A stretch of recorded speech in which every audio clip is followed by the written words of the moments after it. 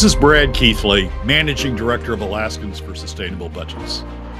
Welcome to the weekly Top 3, the top 3 things on our mind here at Alaskans for Sustainable Budgets for the week of January 26th, 2025. The weekly Top 3 is a regular segment on The Michael Dukes Show. The show broadcasts on both Facebook Live and YouTube Live, as well as via streaming audio from the show's website, weekdays from 6 to 8 a.m. I join Michael weekly in the first hour of Tuesday's show from 6:10 to 7 a.m. for a discussion between the two of us about our 3 issues. We post the podcast of our discussion following the show on the Alaskans for Sustainable Budgets Facebook, YouTube, SoundCloud, Spotify, and Substack pages, also on the Alaskans for Sustainable Budgets website, as well as the projects page on national blog site, medium.com. You can find past episodes of the weekly Top 3 also at the same locations. Keep in mind that in addition to these podcasts, during the week, you can also follow and participate in the discussion with us of these and other issues affecting Alaska's fiscal and economic condition by following us on the Alaskans for Sustainable Budgets Facebook page and through our posts on Twitter. This week, our top 3 issues are these. First, now that all of the pieces have been filed, we explain and start to analyze Governor Dunleavy's proposed fiscal plan. Second, stripped of the hype, we discuss how far along the Alaska LNG project is really.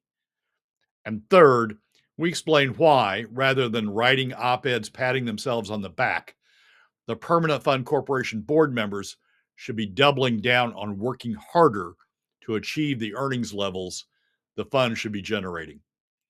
And now, let's join Michael. Brad, it's been an interesting week, and you and I have talked only a little bit this last week here since last Tuesday about some of the stuff that we're seeing, but we've got to get down into it. Obviously, the number one thing that we need to talk about is the governor's fiscal plan. Last week, you had some predictions. You're like, oh, yeah, I mean, he's got an opportunity. He could do it. What do you think? Dunleavy's fiscal plan. Hit me with your thoughts on this. Well, again, I want to start out by commending the governor for finally stepping up. Finally stepping up with a fiscal plan, a fairly comprehensive, full fiscal plan that addresses the deficits that the state's been running. Not perfect. A lot of places where it needs additional work, but I think the governor deserves credit for finally stepping up with a plan. I've seen some criticism already, certainly on Facebook, where you can find criticism, just at the drop of a hat. Have you been on the internet? I mean, come on, have you been on the internet? And I've seen some criticism this morning in the ADN and in the Juneau Empire articles that are unfair. I mean, they're not counting a big chunk of money in those articles. But so it has its criticism. I will say that there needs to be improved, but the governor needs credit for finally stepping up and having a more comprehensive plan than he's had before. That said, let's do some weed diving here on what this plan does. I've got a couple of charts that try to capture what's going on with the fiscal plan, with his proposed fiscal plan. The first one, Michael, if you've got it, is the one that has all the columns and all the blocks on it. Thank you. That's it. And this is an effort to break down the governor's proposed new revenues and compare those to the target that the governor put in the OMB 10-year plan that was published in December. As you will recall, in the 10-year plan, the governor put a line in that was meant to absorb the deficits that were in that plan called new revenue measures. And the new revenue measures were substantial, that the plan projected were substantial and went on throughout the entire 10-year period. The line at the top of this chart is the target that the governor set in the 10-year plan. So it's $1.531 billion in fiscal year 27, $1.592 billion in fiscal year 28, 1.848 billion in fiscal year 29, reaches a high of 1.9 billion in fiscal 30, and then goes on from there. And that's what the governor said we needed to. That was the deficit the governor said we needed to fill. The blocks below it are the various chunks of revenue that he raises in his proposal, and his proposal includes a sales tax that we will discuss in some length, going to POMV 50/50 for the PFD, which is a reduction from the current statutory PFD. It aligns going to 50/50 POMV aligns the PFD with where we are in terms of draws that we're now making from the permanent fund, and that results in a reduction from the statutory PFD. Adjustments to the oil tax, a spending cap that the governor has proposed that has some impact on lowering the deficit. What he calls a market-based corporate income tax, which is really the internet tax that the legislature just finished not overriding the governor's veto of. He puts it back in, slightly different version, but puts it back in.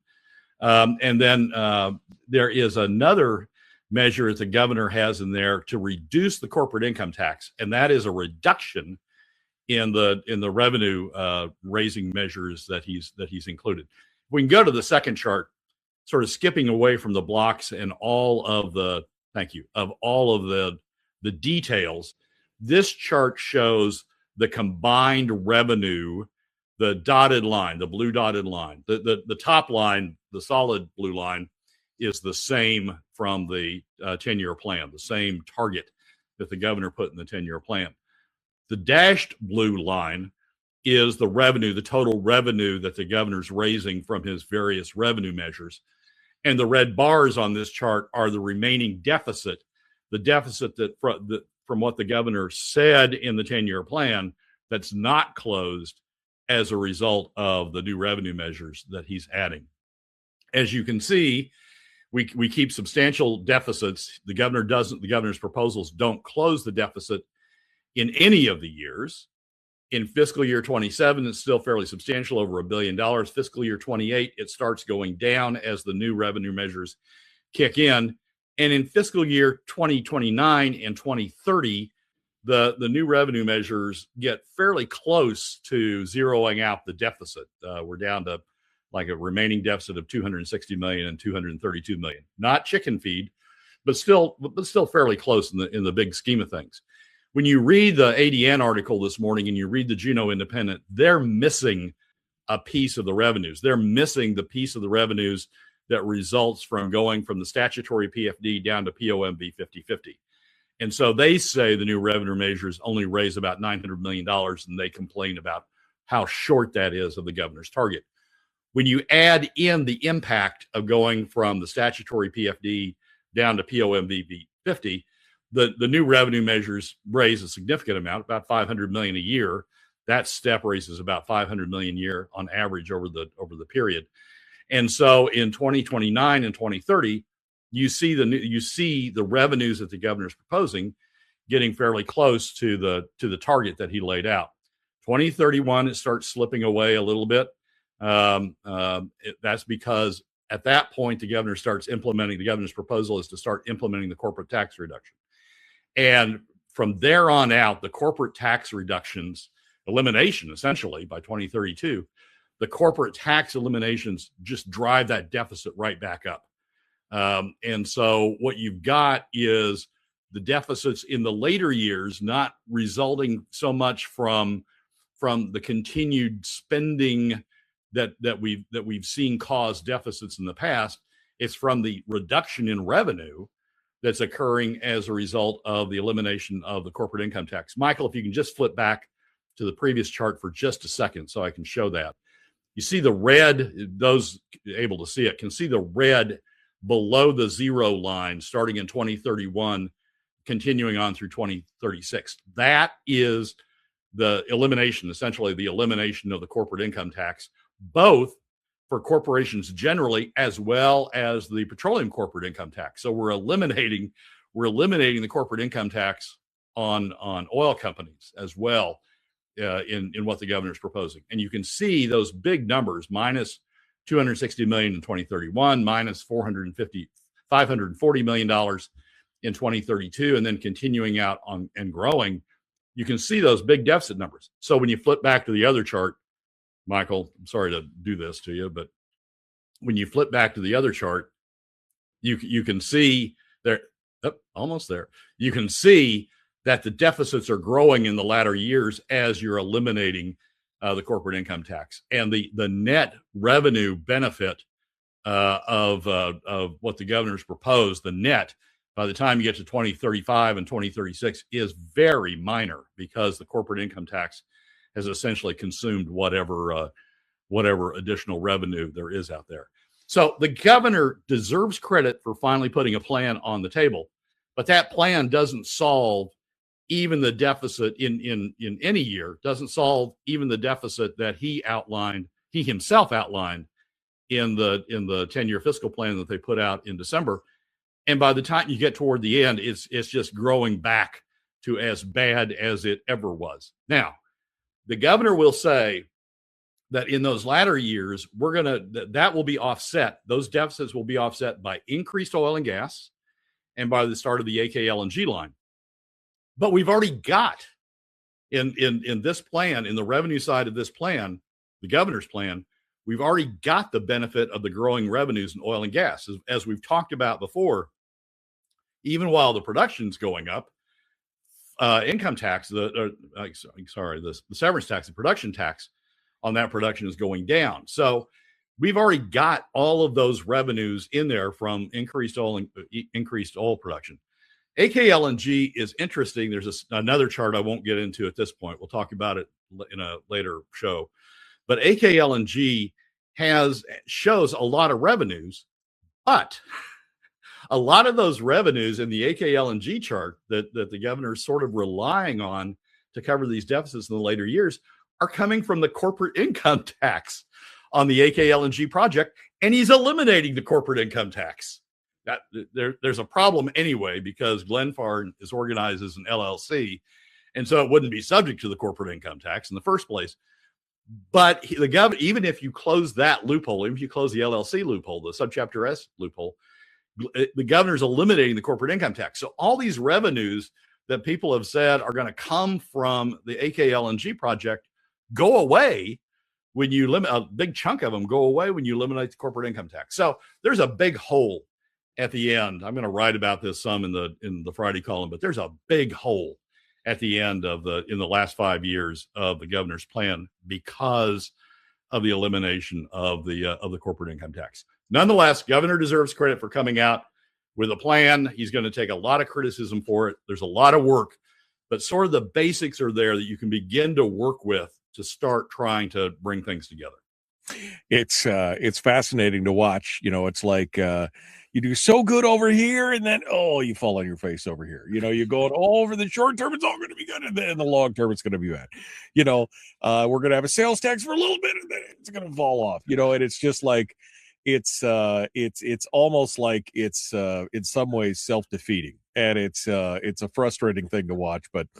We'll see what comes of that and more. As I look at these charts, Brad, and I see all this, I just, I kind of shake my head. Like I said, it's 2 steps forward and 1 step back, or 1.75 steps back, right? I mean, we're trying to bring it into order, but at the same time, then we start cutting off the thing and the corporate, and at some point I'm just like, okay, how are we getting to these? I would say half measures, but it's not even half measures. Like I said, is this more of a paper tiger? Is this more just a pencil whipping this thing to show that you're doing something, or what's your take on this? I think the governor's trying to hit a lot of targets at once. Like Ben Carpenter's proposal did. He wants to reduce and then eliminate the corporate income tax because the belief is that would spur more corporate activity in the state. And so that's one target. Another target is we want something less regressive than PFD cuts, but we don't want to go to income taxes.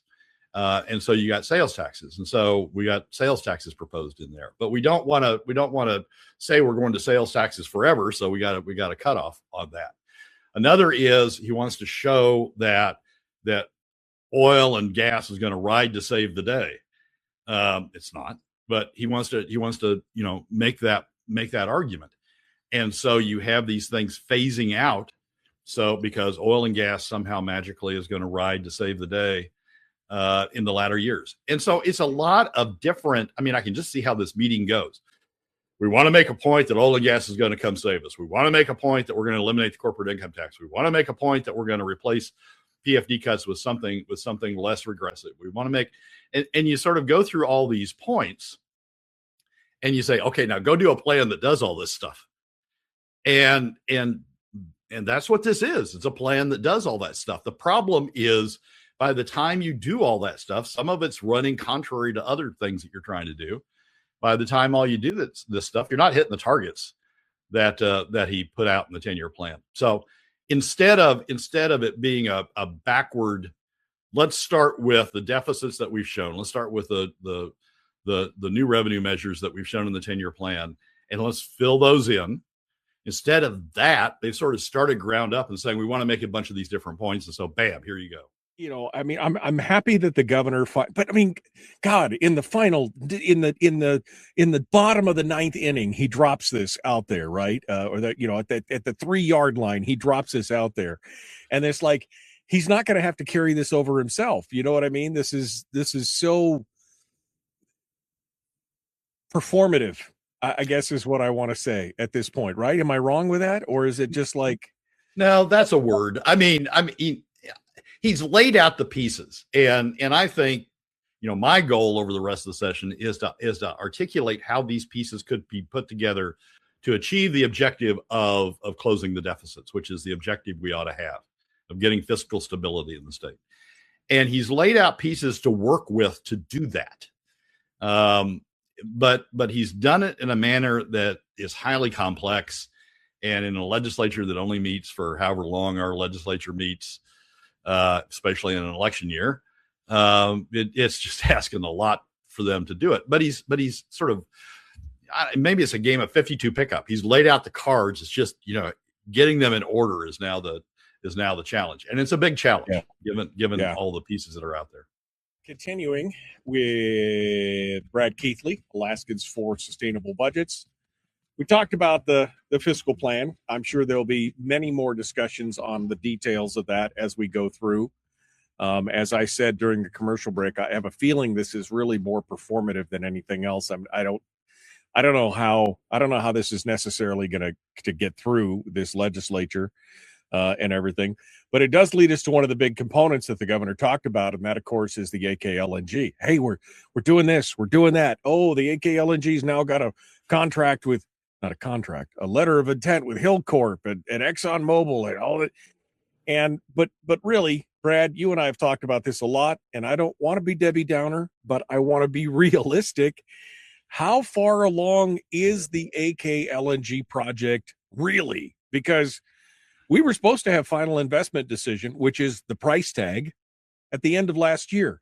And here we are at the end of January, and they're like, oh, it's coming. It's coming. Don't worry. It's coming. It's going to be here. I mean, we seems like we're betting on the if come before we've even laid the first foundation stone of anything. Yeah. So the AK LNG project, Glenfarne, announced a bunch of stuff. I think Suzanne Downey said it was the longest press release she'd ever read. Announced a bunch of stuff on Thursday, late Thursday afternoon, in advance of the governor's state of the state. And from all that, the ADN on Friday ran an article that had the headline, Alaska LNG says it expects to start laying pipe as early as December. And so you had this bunch of stuff come out, and then you have this headline. And then you had people saying, oh, my God, they've done it. I mean, they've succeeded in putting all the pieces together. It's taken, because of the length of the press release, it's taken a while to sort of sort through what they've actually done. But it's interesting. So the press release was mostly about equipment supply and engineering contracts that they're nearing or conditionally have entered into. They're in a variety of different things. Variety of different phases, but it's sort of describing how they would build the pipe. with all these different pieces. And it's an extensive list, and it's not completely a finished list, but it's a fairly thorough list that gives you a pretty decent outline of how they would construct the line. Then they had as you say, letters of intent with Hillcorp and with Exxon, which are important because of Point Thompson field, which is sort of the startup volumes to the project.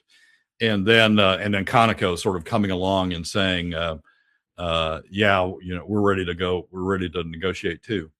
And so from the supply standpoint, all of a sudden you get a sense that maybe there's things that are beginning to fall together, and maybe there's a pot at the end of the rainbow on the supply side, the gas supply side. But then there's three parts. Can you build? Do you have all the pieces together to actually build the line? Do you have supply? Do you have market? And then from the market side, you start looking at it and you go, wait, the only market they've got in there is NSTAR and the Donlin project. And NSTAR and Donlin combined are less than 5% of the volume. They don't even have Chugach in there. So you've got all this stuff. Yeah, we sort of know how we're going to build the thing. And yeah, we sort of have supply, but we still don't have market. And so the project, once you sort of come away and you parse through all this stuff, you're really, from a market standpoint, you're nowhere closer as a result of all these things that were announced on Thursday than you were going into Thursday. You always knew NSTAR was going to sign on. You always knew that Donlin was going to need gas out of the Cook Inlet. And if Cook Inlet doesn't have gas, they're going to have to take it from some LNG source, either the big line coming down or the imported LNG. So you always knew those were sort of there. There's no additional markets that are announced as part of the Thursday announcements. This line is not going to be built just for in-state market. The in-state market at max, right? Even if you had NSTAR, you had Chugach, you had Donlin.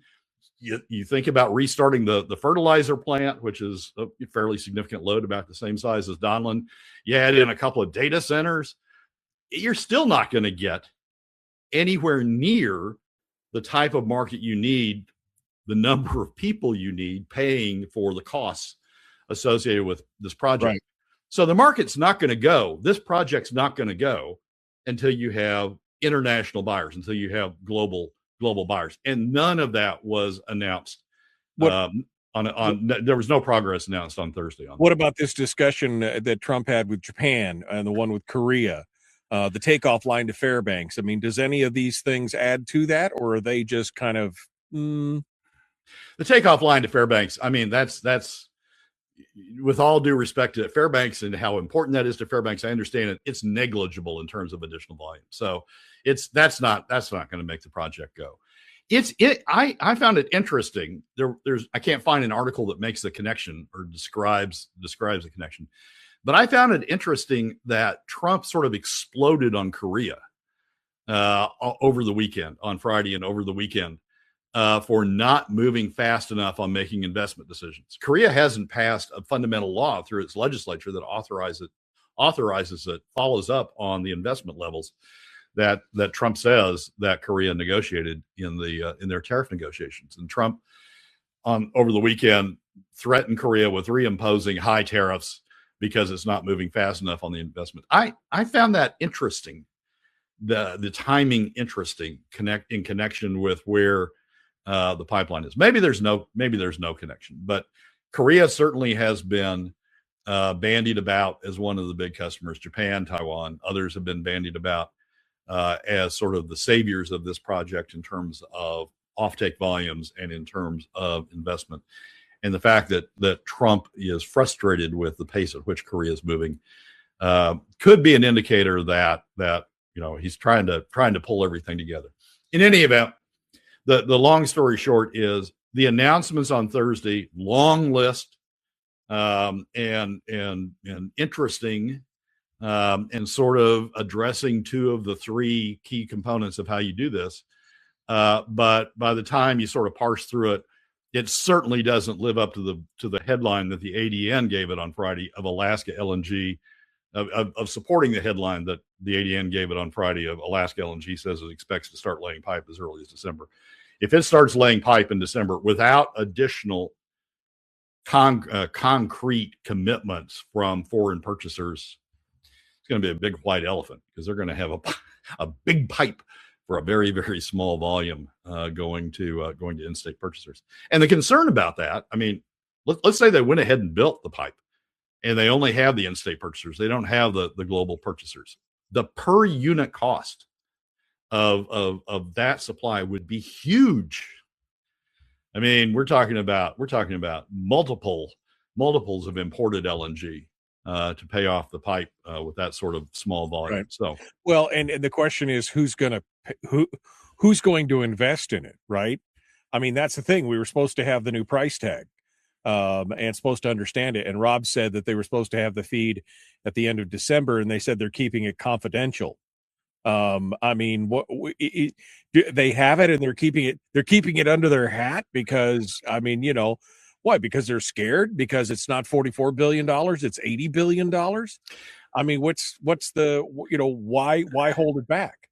Well, they're negotiating with the foreign purchasers and you don't want to show all of your whole cards maybe in those negotiations. You want to negotiate a price. Let's say that the cost would just the cost, you need a price of, just to pick a number out of the air, you need a $7 price, $7 per MMBTU price in order to meet the investment. And let's say you could get $8 or $9 out of the foreign purchasers. None of those are true, but let's just say that for the moment. And so you want to sort of hold that back so you don't want the purchasers to be able to figure out, oh, they only need $7. There's another piece of that. They're asking the legislature to lower the property tax, take a 90% reduction in the property tax right now. And now Dunleavy's asking to do away with the corporate income tax. And if you have the investment number, if you have the cost number, you can sort of figure out whether those things are necessary, whether you need to make the reduction in the property tax, and you're going to have to eliminate the corporate income tax in order to make the thing economic. You can sort of start putting those pieces together. So part of this is they may not want to release that number so people can start figuring out, oh, we don't have to do that. We don't have to reduce the property tax. We don't have to eliminate the corporate income tax on this project in order to make it economic, because they've managed somehow magically to bring in the investment price at a fairly low level. So there's a negotiation strategy going on here. That having been said, I don't see how the legislature would ever agree to make the reductions that Dunleavy and the project are asking for without knowing what the investment cost is, without knowing whether, and I certainly don't see the RCA, the Regulatory Commission of Alaska, ever approving a contract between the project and NSTAR without knowing what the investment cost is going to be, because that's going to drive the per unit cost of the delivered supply to NSTAR. So there's going to be things out there that are going to force that number out finally. Legislature saying we're not going to make these changes unless you tell us. RCA saying we're not going to approve this contract unless you tell us. There's going to be things that force that out there. But, for negotiation purposes, you might want to hold it back for a while. So you and I have been accused of being a little bit negative Nellies on this gas pipeline. It's not that I don't want the gas pipeline. I want it. But I also understand the reality of knowing that, hey, it's got to make, economic sense, et cetera, et cetera. So in the big question here, how far along are they really? Give me a Brad Keithley special here. What's the actual possibility of this actually happening in your mind as you look at this from your, again, decades of experience in the oil and gas industry, understanding how all this works, working through this? What's your take on this? Give me your plus minus upside downside. What do you think's going to happen? Yeah. So if this were a mile race, let's try it this way. If this were a mile race, right now they've got maybe a tenth of a mile. I mean, they've got big components of how they're going to build the thing. They've got some components of how they're going to supply the thing with gas supply, but they don't have the market. And so right now, I mean, this is not a project right now. This is not a project that that you want to take to FID. It's not a project that you're going to start laying pipe anytime soon. You don't have a project right now. Now, that 1/10 of a mile jumps to, a 1/10 of a mile left, jumps to, you're on the 10-yard line in the red zone going to score a touchdown. It jumps huge if Korea comes on with a big takeaway contract. Japan comes on with a big takeaway contract, and Taiwan come on with a big takeaway contract. You add a few more in, all of a sudden you jump. So you're sitting there. You're really on your 10-yard line. You're sitting there sort of waiting on those components, the market components. And if they start coming in terms of real contracts, not maybe I'll do it, but in terms of real contracts, then you're going to make huge chunks of yardage real quick because you've got those other components taken care of. But you're not past your 10-yard line yet without those chunks. So again, over and under, you think this is 50? I mean, do you think it's 50%? I mean, I'm not trying to nail you down. I'm just looking at it going that there's a lot of the legwork has been done. But again, until they deliver that final cost estimate, so people will know whether or not the market will invest in it. That's the thing. I mean, are we blowing all this money and working through all these things just to get to the point to where we figure out that it's uneconomical because it's twice as much as what they thought it was going to be? Yeah, you're working on the hope that you can bring in deals with Korea, Japan, Taiwan, and others. You're working on that hope. And me, I don't think those contracts ultimately come in.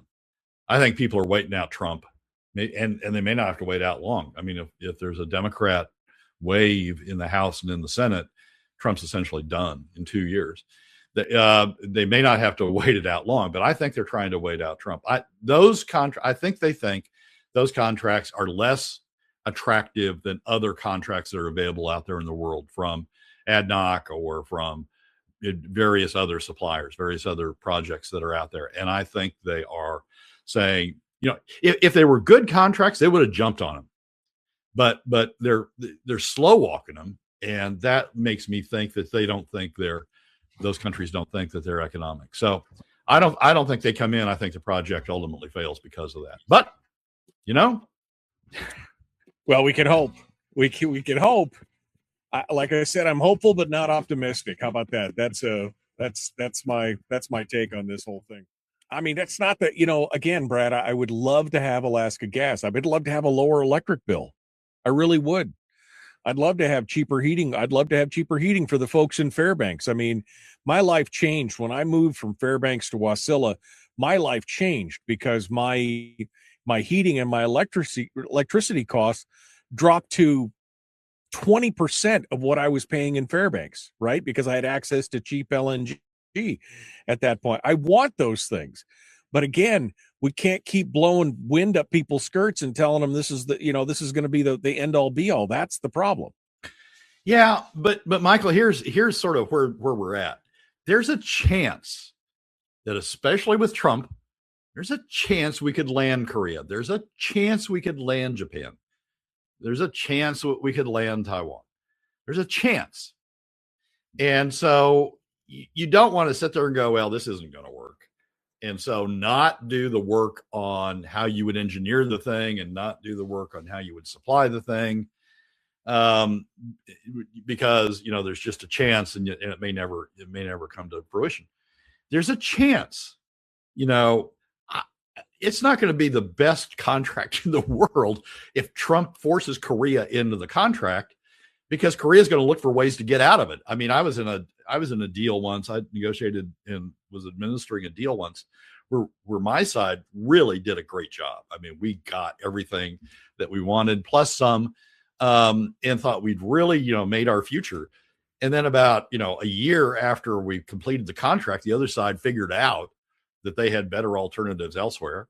And so they started trying to get out of it. And every, comma, every sentence, every paragraph in the contract, they were analyzing and making claims about it, making claims that we breached and all sorts of claims, and they were trying to get out of it. And ultimately, we had to negotiate a resolution of that.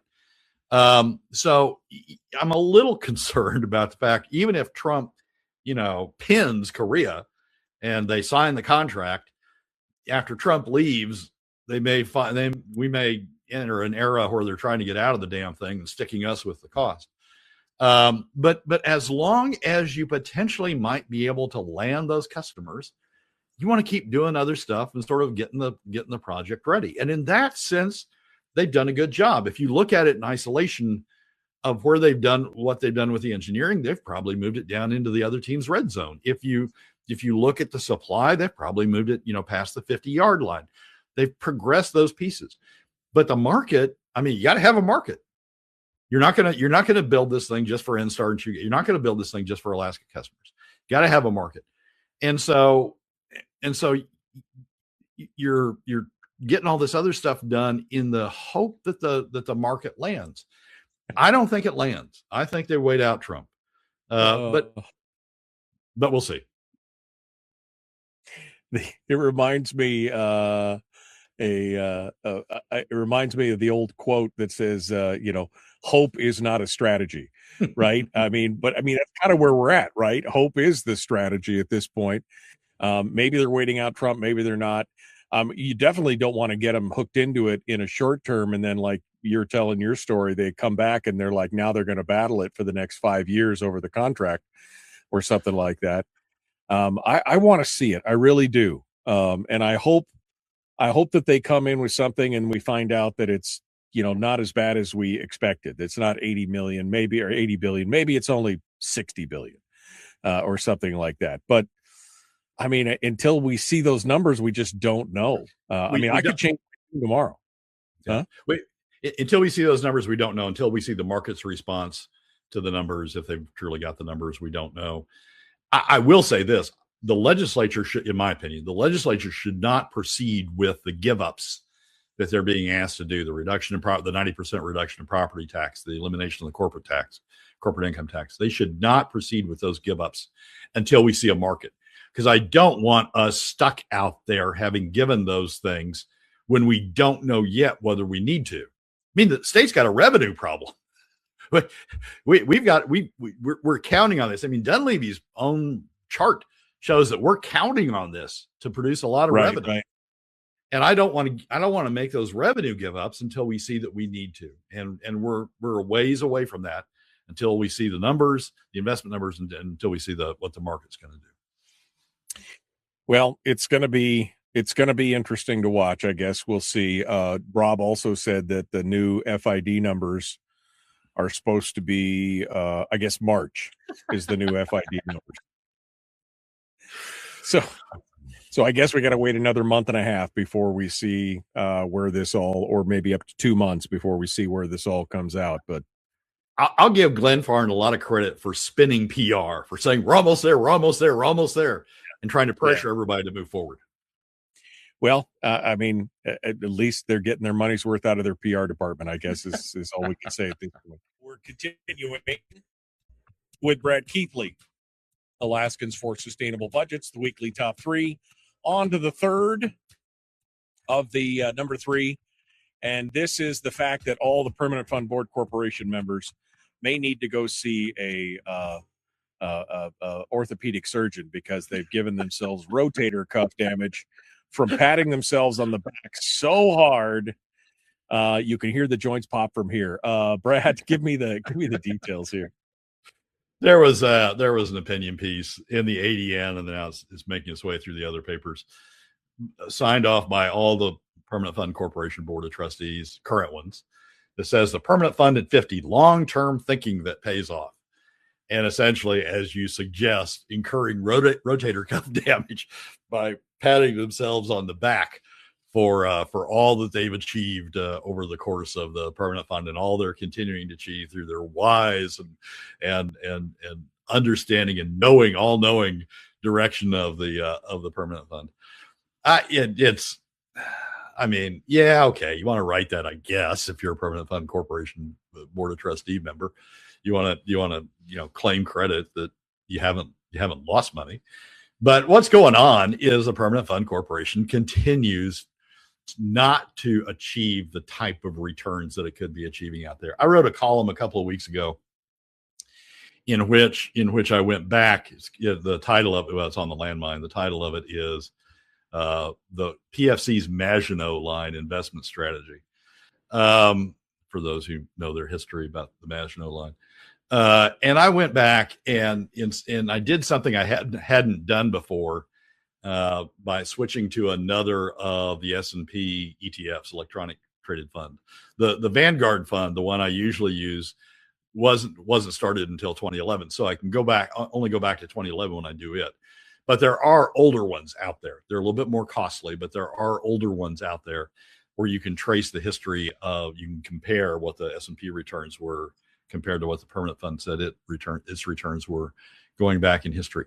And out of the last 15 years, from 2010, from after the 2008 fiscal financial crisis, the last 15 years, from 2010 to 2025, the S&P 500 has outperformed the permanent fund every year except one of the COVID years.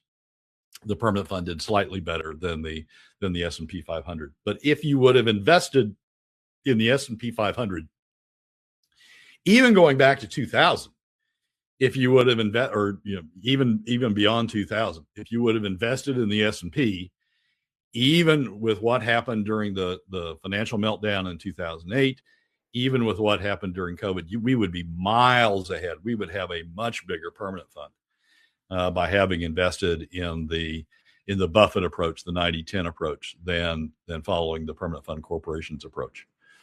And the Permanent Fund Corporation just doesn't acknowledge that. There's nothing in their claims about their history or where they're going or what they're doing that acknowledges that maybe they could be doing better. It acknowledges that they need to stay alert to changes in the market. It acknowledges that they need to, look sort of beyond their billion-dollar fees that they're paying out right now to all of their advisors, and maybe look at an ETF, maybe look at a low-cost passive strategy as opposed to all of this active churning that they've been going through. There's nothing in that column that goes through that. I will say they also take the opportunity in that column to talk about all the importance of merging the two accounts together, and that's been a continuous position that the Permanent Fund Corporation has taken. As you and I've talked about, what all that does really is open a back door into the corpus. No acknowledgement of that. I found it interesting. You had Josh Church on yesterday, and Josh was talking about this some. And Josh said that, well, there's a way around that even Brad has signed off on, which is to say that the return ought to be the lesser of the 5% target or actual earnings as a way of protecting against backdooring the corpus. And he suggested, we'll just move toward that. He said he was writing a provision. But in this morning's Fairbanks News Miner, there's an op-ed by Bart Laban, who he mentioned yesterday as one of his advisors. How can we best manage the permanent fund? That doesn't mention that at all. Continues to press for the 5% take, which, as you have correctly described, is there to protect the spend, not protect the corpus of the permanent fund, protect the revenues they're taking, protect the money, the level of the money they're taking from the permanent fund, not protect the permanent fund corpus for the benefit of future generations. And Bart's still going down that same track. So it was odd to see the Permanent Fund Corporation praising itself in light of the various obvious facts that are out there that it could have been doing much better, and it hasn't. It's been paying $1 billion to people to essentially have subpar performances, and that the one proposal that it's hanging its hat on, which is to merge the two funds, we promise that'll work. We promise that'll make us better. Opens the back door into the corpus, and even when people say, "Oh, we're open to compromise on it," as you can tell from Bart's column this morning, they're not. Yeah, there's not a lot of movement. I mean, I applaud the so-called tangent option, where they're basically saying it. They'll prevent that overdraw. But again, even if they only take what the fund earns, that doesn't deal with inflation proofing and some other thing. It still eats into the value of the fund as well. And again, nobody else seems to be picking this up except a few people out there who are like, we'll compromise it a little bit. I'll say, I mean, LeBon's piece just really it pisses me off. I don't know. Can I say that? Anyway, I said you did. It's all good. It really upsets me. I mean, it makes me think that the whole tangent option of we'll compromise, we'll agree to, capping it at 5% or actual earnings if lower. That's just a sort of a misdirect to get us to stop talking about the effect of what the proposal is, which is to open a backdoor into the corpus. I mean, the fact that LeBon doesn't even talk about that compromise certainly makes me think that this is all just a diversion tactic to get people to stop talking about the corpus.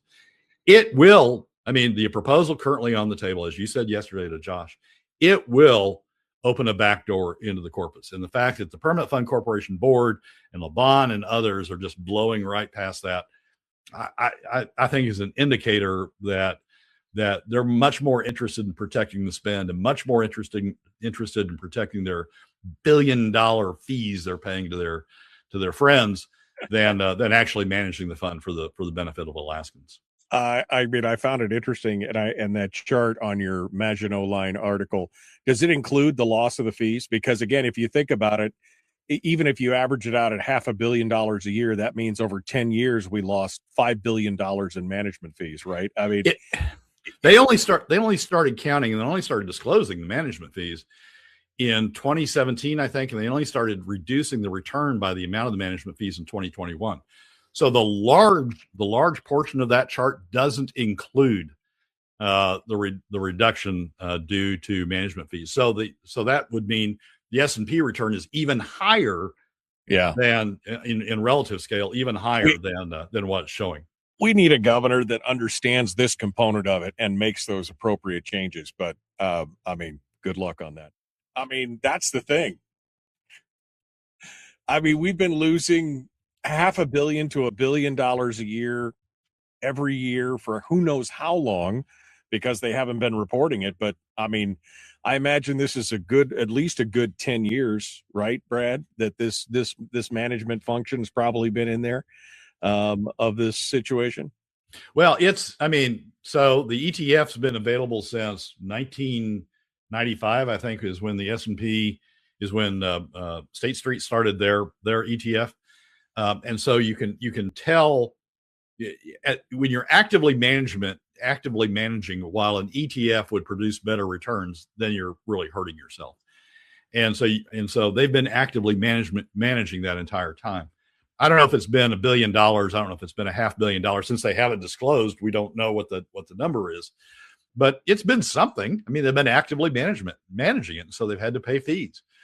And so, yeah, it's been costing Alaskans both in terms of inferior returns and in terms of the fees they paid out to others. And for the Permanent Fund Corporation Board to write this, rotator cuff injury op-ed in the face of those facts just, shows how insensitive they are, uncaring, unconcerned they are about the direction they've taken. Somebody told me the other day, "Oh, Brad is being so hard on, he's being so unfair. They've actually generated a pretty good return over the years. So that's not as bad as you." And I'm like, but you say that, but where are the numbers? Look at the numbers. You see that hockey chart where, I mean, the difference is a spread of $40 billion, on the Buffett one. And I mean, just where's your numbers if they're doing such a great job? So some people say, oh, they haven't lost money. They've earned a positive return. So they're doing great. I mean, they've earned a positive return. And so, it may not be the best return, but they're earning a positive return. Well, it's opportunity cost, right? I mean, when you have the opportunity to earn 10 and you're only earning 2, you're losing. That's an opportunity cost of 8. And they're incurring the opportunity cost. Yes, they still may be positive, but that doesn't mean they're doing good, because they're not doing as good as they could be doing. And that should be the measure. How good can you do in terms of your return? How good can you do in terms of your management? How low cost can you achieve in terms of your management? And nobody they don't talk about that because they sure as heck don't want to talk about it. Rob says we put the prudent investor rule in the statute in 2005. They may have had those fees since then. So 20 years. I mean, 20 years of fees at $500 million a year. That's at least a $10 billion loss in the opportunities, let alone in what the actual returns would have been. This is a question Donna actually said. That's a good question for governor candidates. How are they planning to manage the permanent fund? The answer is going to be, I don't know. I don't know. I'm worried about affordable housing. Am I in charge of that? Yeah, I'm worried about jobs and affordable housing because that's the government's job. I mean, Jesus, I'm sorry. I don't mean to blaspheme, but at some point I read some of these responses and I'm like, what the frick is wrong with you people? That you're saying that what's the biggest problem is facing us in 5 years? Well, housing costs are going to be, and energy costs. And you know what that all stems from? A crappy private economy that you guys don't give two craps about. That's what it all stems from. Yeah. It also stems from just looking at your polling and saying, what are people saying? Not truly understanding the government and what understands our revenue, what drives our revenue picture and what could make our revenue picture better. It's just what the polls say. And the polls say, spend more on me, spend more on this, spend more on that. And so I'm going to talk about those because that's what the polls say, as opposed to, hey, I really understand this government and this is where, we need to be going. So it's also an indication of that, to me, at least. Yeah.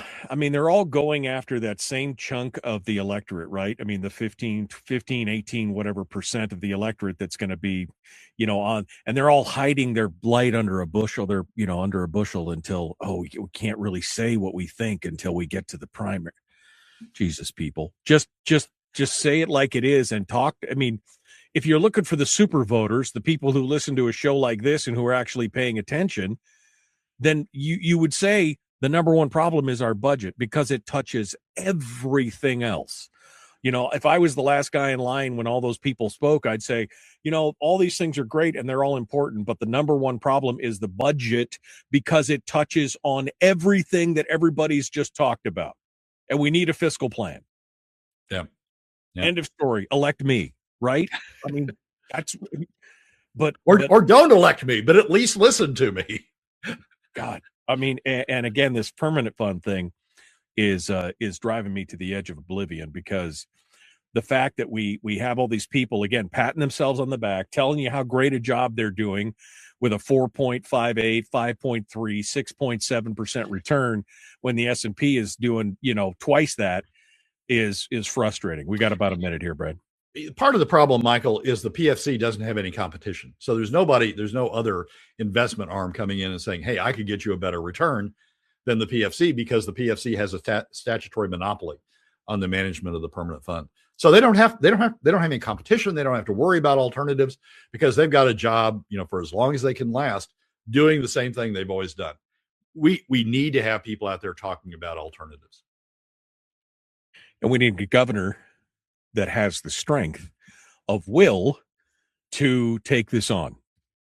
And I so far haven't really seen anybody who's really brought this up at all. Bernadette brought it up one time on the program after I talked to her about it, but that's about it. Nobody else is even really talking about it, which is kill me now. All right, Brad, thank you so much for coming on board, my friend. We'll talk to you. Always, thanks for having me. Talk to you next week, my friend. Thanks for coming on board. Well, that's a wrap for another week's edition of the weekly top 3 from Alaskans for Sustainable Budgets. Thank you again for joining us. Remember that you can find past episodes on our YouTube, SoundCloud, Spotify, and Substack pages, and keep track of us during the week on Facebook and Twitter. This has been Brad Keithley, Managing Director of Alaskans for Sustainable Budgets. We look forward to you joining us again next week for another edition of the weekly top 3.